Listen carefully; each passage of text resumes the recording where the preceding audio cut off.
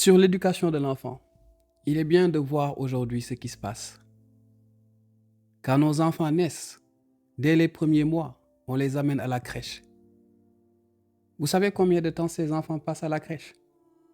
Eh bien, du lundi au vendredi. De 8 heures à 18 heures. Du lundi au vendredi.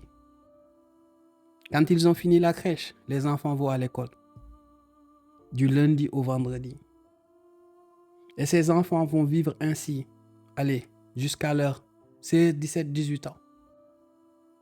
Maintenant, si vous regardez tout ce temps, essayez de compter combien de temps les parents passent avec leurs enfants. Ils les récupèrent le soir, ils sont fatigués. Ils les font manger et les amènent au lit. Le week-end des fois, mais tous les parents n'ont pas ce privilège. Mais vous imaginez en une semaine, vous voyez vos enfants que pendant le week-end. Si vous passez 18 années avec ces enfants, vous ne vous rendez pas compte, mais vous n'avez pas éduqué votre enfant parce que vous avez perdu le contrôle depuis très longtemps. L'école et le système moderne a eu tout le temps qu'il lui faut pour formater cet enfant.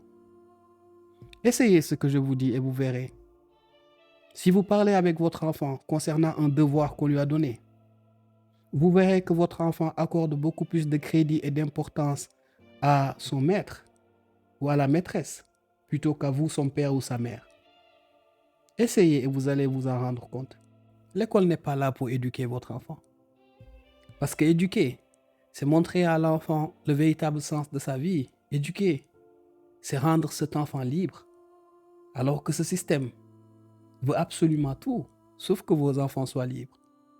Qu'ils continuent à suivre comme nous, leurs parents, nous avons suivi. Voilà ce que le système veut. Mais malheureusement, nous sommes dans une impasse. Nous ne savons pas comment faire. Bien sûr que beaucoup de parents aimeraient passer beaucoup plus de temps avec leurs enfants.